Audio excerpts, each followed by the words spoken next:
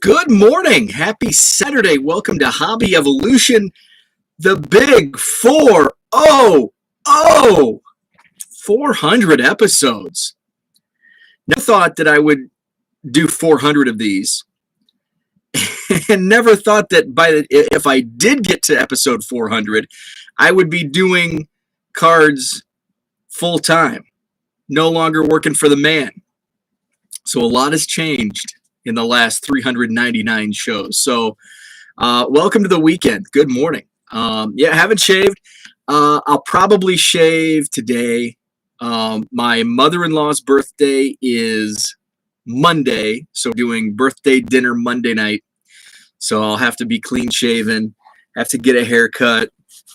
So I'll have to look presentable since I've hung out in the house the last 2 weeks with minimal human interaction outside of my trips to the post office and in Target. What is up? George is with us, card collecting addict. Good Saturday morning to you. Zach, hello.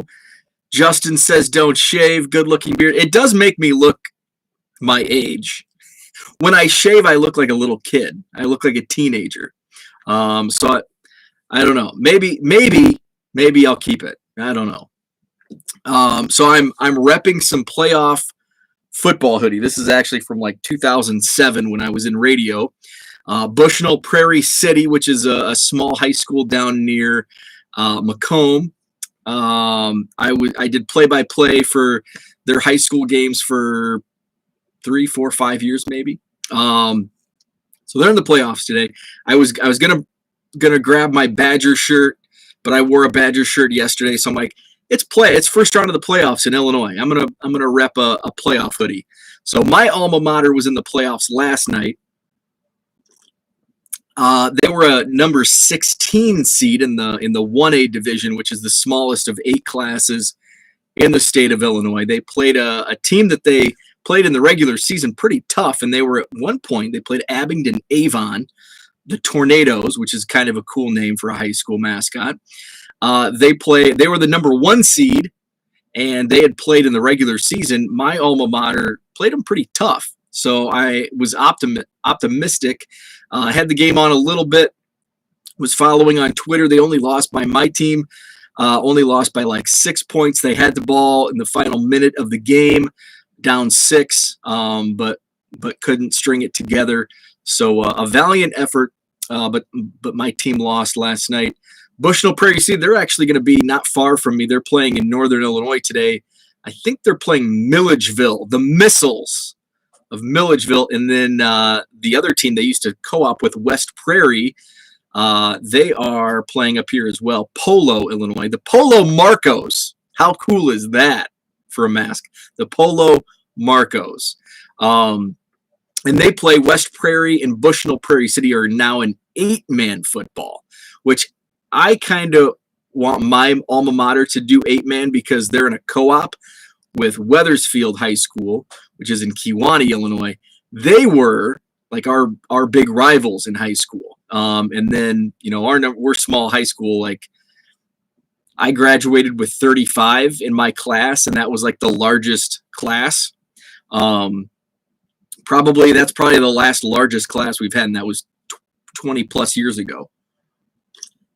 So for selfish reasons, I would like to see my alma mater play 8-man so they could have home football games again. We only get in our co-op, we only get one home playoff game in my hometown. And that's like the thing in small town Illinois, Friday nights in the fall, you go watch high school football. So I miss, and it's like you go back for homecoming and you see all your high school friends and all that. Anyway, enough high school football talk. Let's talk baseball cards. George managed to stay awake. The gray hair and the beard and on what's left of my hair makes me look my age. Zach says, I'm listening in my car, but are you guys hearing some crackling from Bo's broadcast? Hope not. Hope it's just your car. No card shows today, but I'll be on like a card show palooza in the month of November. So every Saturday in November, I'll be at a card show. Excuse me. Next Saturday, I'm actually going to meet up with Zach and Porter in Oak Creek, Wisconsin, over by Milwaukee. The Oak Creek show. I've never been. I've heard great things about it. The promoter is Tony. He actually set up at my show last weekend. He's a great guy. I've heard great things about his show, so I'm looking forward to checking it out for the first time. That's next Saturday. The following Saturday, November 13th, I'll be at the Northern Illinois Card Show. That's in Rockford. Be set up as a vendor at that show. I'm walking the floor in Oak Creek. Rockford, I'm a vendor, so I'll have all my bargain boxes in tow. November 19th, 20th, and 21st, I'll be in Chicago, the Rosemont, at the Donald Stevens Convention Center. That's where the National is. So that's the Chicago Sports Spectacular. They had a small one in September. I'm glad I didn't go. I had a friend that went and reported it was just not the same. Typically, they run their shows in March and November. So this is the November show. And I think what happened was the Spectacular was only a month after the National, and they were having another Spectacular in November just a few months later. So I think a lot of the vendors that travel in to Chicago, they're like, well, I was just there, and I'm going to be there again in November. I'm skipping September. So I think it'll be back to its normal show, the Chicago Sports Spectacular, next month. So that's in 3 weeks. So looking forward to that. I'll be there all 3 days. As a buyer, I'll be walking the floor. You'll find me digging through bargain boxes. I'm on a pre-war hiatus because I'm starting my business. I'm only 2 weeks in now, so I have to watch the purse strings. So no tobacco purchases. I'll be digging through bargain boxes looking for the flip. So that's the goal at the Spectacular in 3 weeks in Chicago. So I'll be there all 3 days. George is going to be in Korea. And then let's see. So that's the 20th. And then the following weekend, Thanksgiving week, November 27th, I will be at the Madison Card Show. So we're getting close. I think we may sell out the room. I think this month's, next month's show, November show in Madison, I think it's going to be very similar to our October show where we're going to fill the room pretty, I could have fit, I think, what did I figure out? 5 more tables in. I think we're going to be right at that 60 table mark, maybe 55 tables, maybe a little less than what we saw in October, because I know some of the regular vendors can't make the November show because of travel, holidays, stuff. But I do know some people that didn't make October can make November. So I think we're going to be right around the same vendor space than what we saw in October. And then I'm still waiting. The manager at the venue got married recently. So I think she's on her honeymoon. So I'm waiting on confirmation for my 2022 dates, but pencil in January 29th as the next show, taking December off and then picking it back up in January. And I think once we get into January, February, March, I think those are going to be some fun shows. We may have to utilize that outside hallway as we'll outgrow the room, basically. So I didn't really have anything to talk about today other than just kind of ramble on about high school football, my card show calendar, and all that. Yesterday I spent like all day and all night on various things, shipping, file exchange. I uploaded around 200 football cards. That was the rest of the football that I had put together. I still have more, but I think I'm going to switch over to basketball. My plan was to just list the hits and the inserts out of the Heritage Minors that I broke this week. But I ended up having, I started sorting the base, and then I had them in piles numbered, in the tens, 1 through 10 here, 11 through 19 here, 20 through 29. So I didn't want to just put them in a box because then I would have to sort it down the road. So once January hits, February hits, then I've got to pull them all out and I've got to sort them. So it's like, maybe I just sort them now and either put them in a box on the side, or hey, list them. So I was watching the original Halloween from 1978 last night. Great movie. One of my favorite Halloween movies. Probably my favorite Halloween movie. The original Halloween.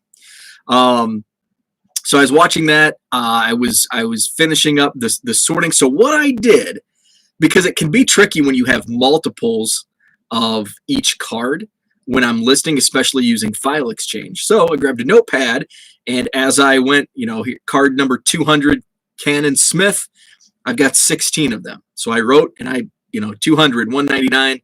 I went backwards, and then 16, 15 of this card, 14 of this card, 15 of this card. And the collation was good because every card, every non-colors card, because those are in a separate pile, but every base card I had between 14 and 16, which is average. So the collation was great. There was in previous cases, I've had like 11 of this card and 18 of this card, and it's been kind of wonky, but not with these two cases. I did notice I didn't pull, and I knew that I was going to be missing some as I opened and ripped. I knew I was going to probably miss some like actions and any of the variations. But going through all the base, I think I only pulled one action. It was Nick Gonzalez of the Pirates. Only pulled one action. So it must be a super short print. And I do have a pack on hand. Let's see. So does it have the odds? So those are, base image variation, 1 in 779 packs. So yeah, so how many packs are in a case? There's 12 boxes, and I think there's 24 packs. So 779. So yeah, so that's like every 2.5 cases. So there's 288 packs in a case. So 779 divided by 288. So yeah, almost 3 cases. So that the math adds up. The math works on that. No wonder I only pulled one action variation. So it is a super short print. There's also base frame color variations, which those I saw somebody post a photo in, I think, the blowout forums. I'm going to have to look closer because the action image variation, it's not listed on the back, like under the number. 432 packs in a case, says George. That doesn't sound right. That doesn't sound right. 432. Okay, now I thought there was 20. There's 24 packs in a box, and there's 12 boxes in a case. No. Yeah. So there's so George, you're confusing me here. It's 18 packs per box. Holy cow. So there's even less. So 18 packs per box. 18 packs per box times 12. It's 216 times 2, 432 every 2 cases. Yeah, wow. So it's even, the odds are greater. So yeah, so maybe I didn't pull the base frame color, any of those. So they're not listed on the back, like under the number where it says action, where it has in the past. You just have to look at the tiny numbers at the bottom. But with the image variations, it's easy to tell because the picture's different. So it's easy. So I have 16 Nick Gonzalez cards, and one of the 16 is a different photo. Oh, that's the variation. So that's what I was looking closely at. In the frame color, I noticed, I think somebody posted a Spencer Torkelson, and I'm like looking at the picture of the variation. I'm like, it looks the exact same. So too much math for that 70s card show on a Saturday morning. No doubt. I'm only half a cup of coffee in. So usually it takes me 2 cups before I can start doing math in the morning. So I'm gonna have to go through. What's up, Jason? Good morning. I'm gonna have to go through and I don't know. Maybe I did look at some of the start like Austin Martin, Torkelson, some of the bigger names. I looked on the back at the codes just to make sure it wasn't some weird variation. But I think the Action Nick Gonzalez was the only variation I pulled, and now running the odds from the pack seems to be the case. They're pretty short printed. They're super short printed. So I decided that I am going to list those base cards, and I'll probably do it today.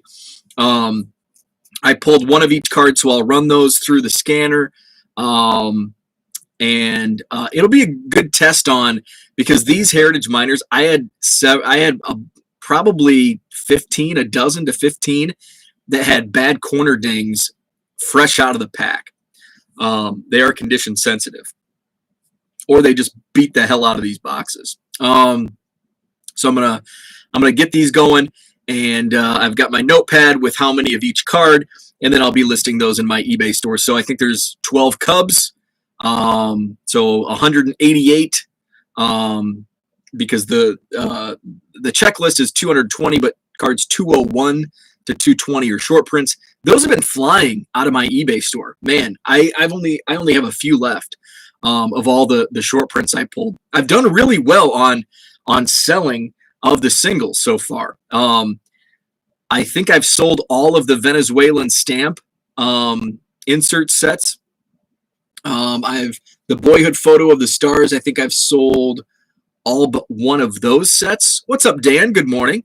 The other inserts I haven't listed because Ed Howard is in those sets. So I have that conundrum where it's like, do I put a couple of the Ed Howards in there to sell the set outright, or do I just list them as singles? So I need to make that decision like now, so I can take advantage of the first week of sales, because then the sales will decline the further away you get from release day. So I need to make that decision now. I think I'm leaning towards yes. I don't need 6 Ed Howard insert cards. I can take 2 or 3 out and sell the sets. This is a business now, so I've got to be smart. I don't need to hoard every card. I can pull out some Cubs to complete sets and sell those. Pulling 6 Ed Howard cards in taking a hit on my Cubs total number, 6 cards isn't going to hurt. So I'll do that. George says, I think they out of the boxes the last 2 years, I've gotten lots of screwed. Heritage is tough. Heritage is really condition sensitive, especially these last couple of years. I don't know if it's, I would say, because last year, 71, that's like a super condition sensitive set back in 71. But 72, not so much. So it's not really the set design, and it, like, with these damaged corners are like, it looks like somebody legit just banged it. I can walk out of the room and show. If anybody says yes, I want to see the banged corners, just type it in the chat and I'll run out to the other room, because it's just a few steps over. Zach says, new product with dings, yet that grace came out of that 89 in gem mint. Yes, that mark. I was looking at those cards as I wrote my blog post. By the way, if you watched yesterday's show, I ripped open a nostalgia break 1989 Topps. It is my favorite 80s baseball set, and that's what really brought me into collecting, especially Cubs cards, but baseball cards in general. There's the link. So what I did was yesterday I went into my pack of cards, and like I did back when I was 7, 8, 9 years old, 10 years old, we'd open up a pack of cards, and then we'd pull a Mark Grace Rookie Gold Cup, or a Bo Jackson, or a Frank Thomas for you, Zach. And we'd go to our Beckett's, and how much is this card worth? How much is this 1991? I didn't buy Upper Deck. I was too poor, so I couldn't afford Upper Deck. But how about 1991 Donruss Frank Thomas? I'm going to go to the Beckett. I'm going to look it up. Card number whatever, 368. Boom, Frank Thomas, 75. Oh, it's a 75-cent card. I only paid 50 cents for the pack of cards. I'm rich. And that's what we did. And it was super fun as a kid to get a pack of cards, open it up, and see how much the value was inside. So I did that yesterday using not a Beckett from the Barnes and Noble, but a Beckett from 1989. And I don't have as many. I have a ton of baseball card magazine price guides from like 1987 to 1994. I've got like the whole run. And I love those because they have the cards inside. That's why I have the run. The Beckett's I also love. I mean, it's great just for content alone and just finding little nuggets of trivia inside and posting those on Twitter. Well, this isn't a Beckett, but how cool is, I mean, that Michael Jordan White, that's just cool. That's just, I bought this from Mike Summer for $2 at his card shop in Bloomington, Illinois. Just that cover alone is worth $2. I digress. So I don't have as many Beckett magazines, but I did have a couple from 89. I had one from, I think, February 89, which did not yet have the 89 set prices yet. And I think 89 Topps was actually released in December of 88. I think that's when, because the 89 sets were released really early back in the day. So that's why it led me to think that the Beckett pricing was a few months behind. And I don't know if Rich Klein is watching this. I think he watches sometimes on tape delay. But Rich, if you're watching, if you could comment, if you know what the time was from like the pricing, was it 2 months behind? Because back in 1989, it took a while to run these magazines on the printers and stuff. So I wonder what the time sync was between, okay, this Mark Grace Rookie Gold Cup is listed for $1.50. Was that, say that's the September 1989 edition of Beckett. Were those, oh yes, Rich is at the Dallas Card Show today. So yeah, so it's probably going to be next week before he catches up. So, because he's super busy. So I just wonder how, what the delay, 2 months maybe, for Beckett pricing. Anyway, there was no prices in the February 89 Beckett, but I had a November 89 Beckett, and then I had like all the 89 baseball card magazines, but I wanted to use Beckett because that's always been like the standard for pricing. So in November, using that 2 month, that puts it into like September for the pricing. So I think that's a fair assessment of the 1989 pricing. So November 89 Beckett, Will Clark, Kevin Mitchell on the cover. I linked it in the chat, that article. In how much 6X my pack in 1999. If I would have pulled that in 1989, thanks to Mark Grace, it was so much fun going back and looking through that Beckett, looking up, and Corey Snyder was listed. Ruben Sierra was listed. I mean, half the 792 cards were listed in the Beckett price guide because we only had five core sets in 1989, not 500 that we have in 2021. I'm going to go back to the chat here real quick. But yeah, so I got on that tangent because Zach mentioned the 89 Topps Grace in that pack. As I was taking photos and writing that blog yesterday, I looked at that Grace and I'm like, this is pristine. This is like a pristine card. And I don't know grading, but to me it looked pristine. And to Zach, it looked pristine. That 70s Card Show says, did they replicate the Cubs' color variations from 72 in this year's Heritage? I don't know. That's a great question. I'm gonna have to look into that. Did you see the Ken Golden video where he revealed 4 Jeter rookies that he subbed pack fresh? No, I did not see that. He sent 2 cards to Beckett, 2 to PSA. Nice. DR, welcome. Thank you. Show me your dings. Okay, I'll run here at the end and I'll show off my corner dings. I made my first 3 sales out of the bargain boxes I bought last weekend. One $3 one, $2, one at $2.25. Congrats. I love to hear those success stories. DR bought a bargain box, bought it outright, made a deal, negotiated with the vendor. I love it. Dan says my favorite types of flips. I'm with you. I love buying those bulk. I mean, the 200 football cards I listed in my eBay store yesterday, cards were flying off the shelf like $1.50, $2 a pop, but I paid a penny to 2 cents a piece for those cards out of a bulk box buy. So, my net after fees and shipping on $1.50 is probably 80, 90 cents.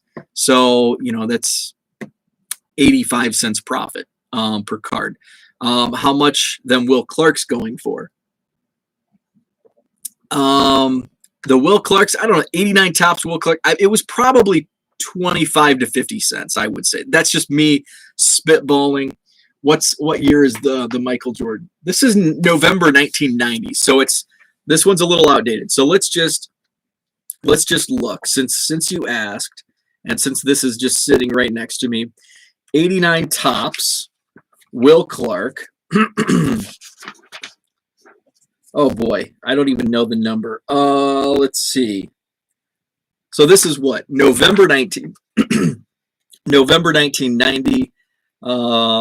Let's see if there's any. So they listed like everything in here. Sean Dunston was 6 cents. Let's see. Kevin Mitchell. Kevin Mitchell was 40 cents. And 89 tops, Kevin Mitchell was 40 cents more than the George Brett, which was a quarter. George Brett was 25 cents. Dale Murphy was a quarter. Ramon Martinez was $1.25. Ramon Martinez was $1. Greg Jeffries was still $1.75 at the end of 1990. Jeff Pico was 15 cents. That's weird. I know he did have some good starts for the Cubs back in 89 and 90. Let's see. Ron Gant was only 8 cents. That's surprising. We've got Jack Armstrong, 40 cents for Jack Armstrong. Let's see. Gary Sheffield was $1.25. Ricky Jordan was 90 cents. Oh, I'm looking at the wrong. Gary Sheffield was $1.75. Greg Jeffries was $2.25. Ricky Jordan was $1.25. So what's Jack Armstrong then? So that was the near mint, but in mint, Jack Armstrong was 50 cents. Holy cow. Okay, my arms are getting tired. I still can't find Will Clark. Andy Bennis was $1.25. Mark Grace was up to $2 a year later. So I used November 89 pricing. It was $1.50, but in November 90, it was $2. Of course, this is a different issue as well. Jim Abbott was $1.50. These are all 1989 tops pricing. They listed everything, didn't they? Sandy Alomar Jr. was $1.25. Don Mattingly was $1.25. Ty Griffin, my card. Ty Griffin, 89 tops in November 1990 was priced at 70 cents. If I had 70 cents for every Ty Griffin 89 tops card I have now, I would be sitting pretty. I can't find Will Clark. I was just glazing over, but those are some other prices. I won't bore you with looking up 89 tops card prices anymore.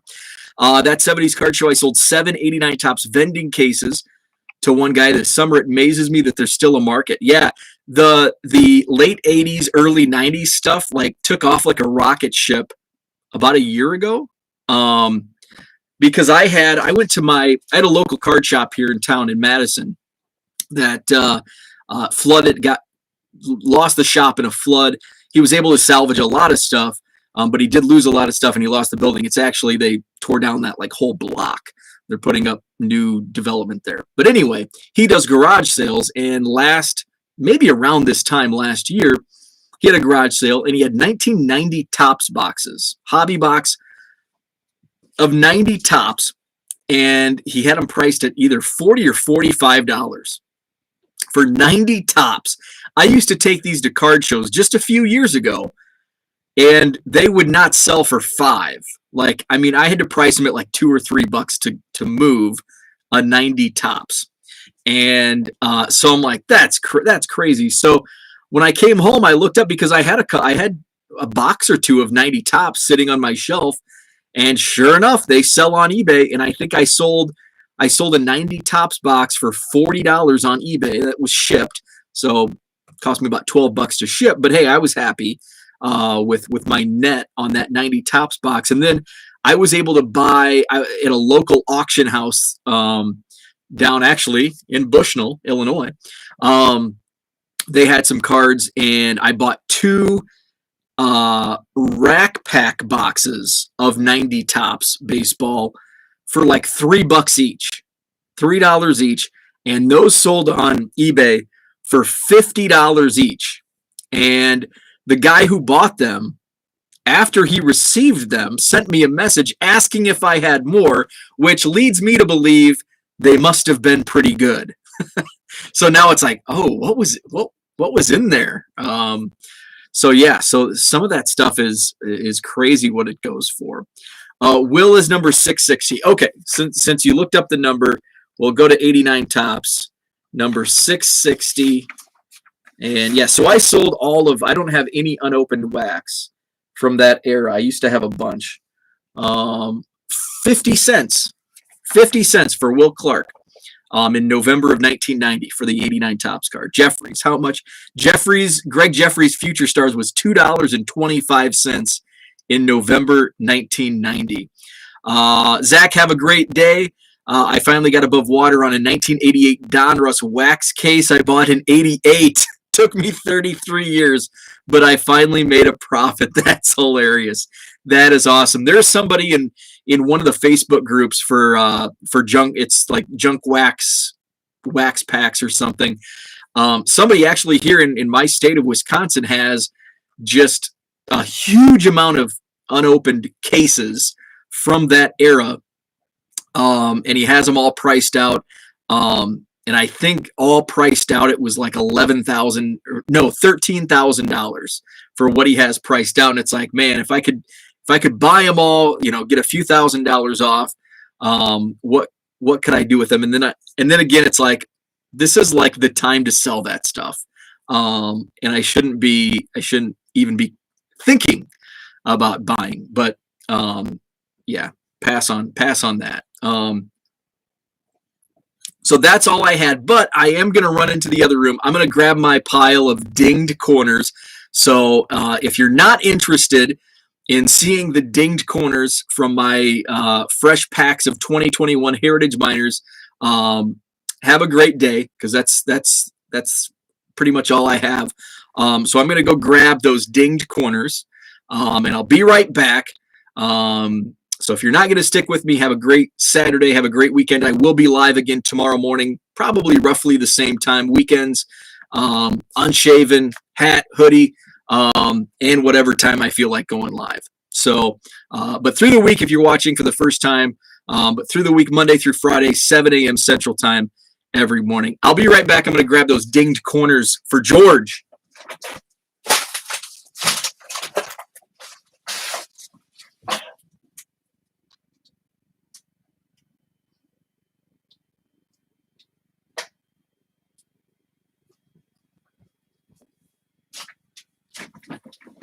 Okay, so some were better than others, and I really couldn't tell. Here's Alex. Did I pull? Yeah, there were a couple players that I pulled out two dinged corners, and there may be some that I missed because the fronts, you can't really tell.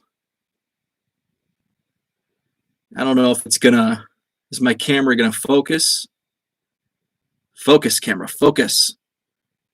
Look at the sky, camera. Okay, you can't really tell.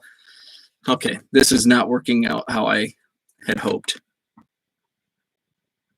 Come on, focus, focus. Okay, well, this is not going according to plan. So I think I'm just going to have to take photos and tweet them out. But believe me, they're dinged.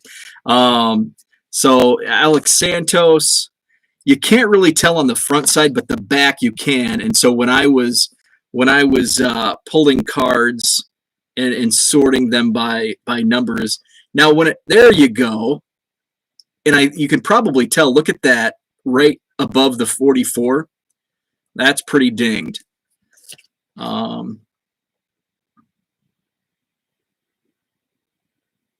to put it up. You can kind of see it's not focusing, but you can kind of see. There you go. That one you can see on your camera needs a cup of coffee. Yes, it does. Eric Rivera, this one's not dinged that much, but there is kind of a ding.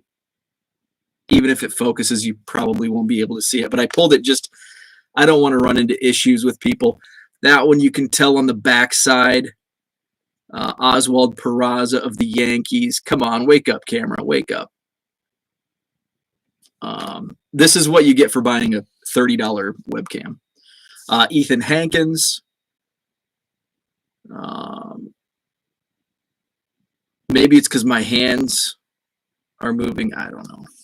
CJ Van Eck. There were 2 of them with corner dings. I can't tell. And then Shea Langoliers and actually these were probably the most. Oh, sure. Now, if I use my left hand, it does. And there you can see them really, you can see the corner dings on those. So Shea Langoliers, 2 of those. So there's what, 1, 2, 3, 4, 5, 6, 7, 8, 9. There's about 10 dings. There may be some other ones that were slightly dinged that I overlooked, but those were the ones that really stood out. Yeah, they're all top left corners, just above the numbers. Now, fortunately, none of the hits. So it must have been just select packs. I don't know if these were in the bottom, like the bottom card of a pack. But somebody reached out to me via Twitter asking me, and I didn't even tweet anything out about this. Somebody reached out and they're like, "Hey, did you have any damage in your cards?" All of my autographs were banged up, and he goes, "One of them, it looks like somebody slammed on a table." And I said, "Funny you ask, because I had quite a few base cards dinged, but none of my hits or autographs were damaged. So I did get lucky in that respect." So those are the corner dings. So hey, thanks for tuning in. Episode 400. Wow, that's awesome. So what am I going to do today? So look for Heritage Miners. If you're looking for Topps Heritage Miners from 2021, most of my hits and inserts are listed. I do have some more color variations. I have a couple autographs still to list, and I have a couple insert sets still to list. Also, I pulled I think 6 redemptions. So if you're looking to keep these sealed, I would not do so, especially with Topps, losing the baseball license. Who knows what that's going to do to redemption? So I am going to redeem those. Typically, I sell those unscratched and unredeemed, and don't deal with it. But I did submit submitted one for a previous product. I'll have to go look at Topps to see which one I did. But I think I pulled 6 redemptions out of my 2 cases. I did pull a box topper auto, and which I like because the box toppers in this product are actually card size. I think it was Asa Lacy, Royals pitching prospect. And then I pulled a black and blue border autograph redemption. Those are numbered at 25, and then I think the other 4 are just base. I think Garrett Mitchell was my number to 25 auto, which is pretty good, especially being here in Wisconsin. He's a Milwaukee Brewer prospect. And then I think the other 4 were just base autos. So look for the base. I'm selling them in player lots. So it'll be 14 cards, 15 cards, or 16 cards. And I will offer a discount if you buy multiple, because they're priced with the shipping built in, because I have to, they're all going to ship bubble mailer on those. So, I've got to keep those margins with the shipping prices built in. So if you do want to buy multiple lots, let me know, and I can give you a discount to cut off the built-in shipping cost in the extra lots. So that's what I had for today. Thanks for tuning in. Thank you for watching 400 episodes of Hobby Evolution. I appreciate it. Later this morning is a Hobby Hotline. Val and Logan are on. Awesome dudes. I got to meet them at the National this year. They are great guys, and enjoy the show. That's at 10 a.m. Central, Hobby Hotline on YouTube. I'll be back again tomorrow, probably roughly the same time, 8:30ish. So have a great weekend. What's up, Tom? Good morning, and thank you. So have a great. Tom, by the way, I received. I have it next to me. I received this in the mail, so I will be submitting a donation in your name for that. So thank you. Have a great weekend. Have a great Saturday, and we'll chat tomorrow.